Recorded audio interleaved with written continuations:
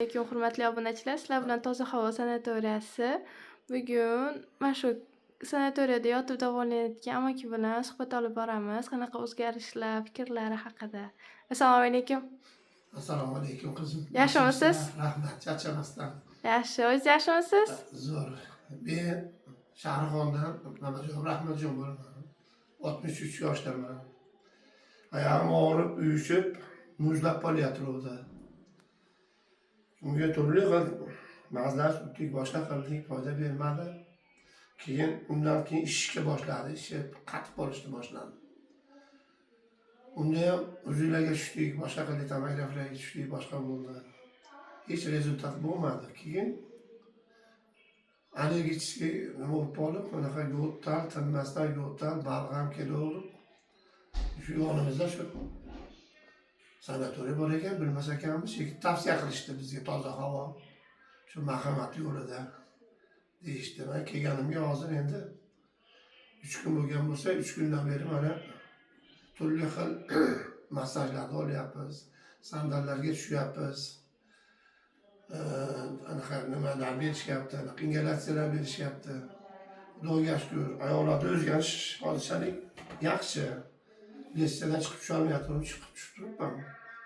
Ovozlar ham mana hozircha ochilib, haqalay birov eshitsa qadman bo'lib qoldi. Endi kim ochgan bo'lsa ham, doktorlariga ham, hammasiga katta rahmat. Menga o'xshab sarson bo'lib yurganlar bo'lsa, mana oyoqlari uyushib, muzlab, keyinchalik muzlashdan sal ishib turib, qatib, yursa nafas olib, o'tirib oladigan bo'lib qolgan bo'lsa, tavsiya qilaman. Kelinglar, mana achchiq ojiga ketib, sahar 5da chiqib ketib, mana shu yerda yotib yuribmiz, havosi zo'r. O'zgarishlar yaxshi. O'zgarishlar yaxshi, zo'r. Xudoga shukr. Rahmat hammaga. Shu yonimizda turib shuni bilmaganimizga biz hayron qolyapmiz. Bunaqa sanatoriya borligini endi birinchi ko'rib turibmiz. Bundan boshqa sanatoriyada ham yotganmiz ko'p joylarda. Endi effektiga bog'liq ekanda bu. Bu o'rtalar asosiy havo. Havo mana bu allergik bo'lganingizdan keyin tomoq o'z-o'zidan to'silar ekan.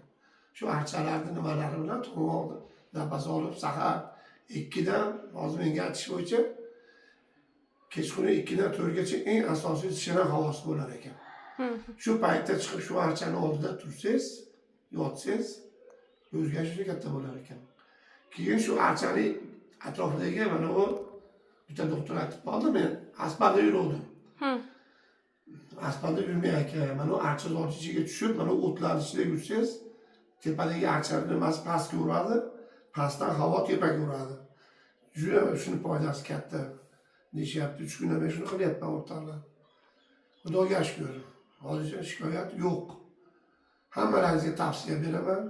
Mana kerak bo'lsa, mana hamma joyga so'ri qo'yib, tashlashib qo'yib qo'yishibdi. Sochilarni solib qo'yibdi, gilomlar solib qo'yishibdi tashning ichida.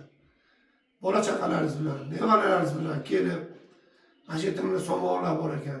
Bitta ovqat tashlab turib kechgacha nevaralaringiz bilan shu yerda o'tsanglar, Xudo xolasa nevaralarimizda ham bunaqangi allergik kasalliklar Xudo xolasa bo'lmaydi.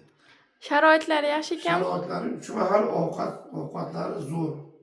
Choy desiz mana olib chiqib beryapti.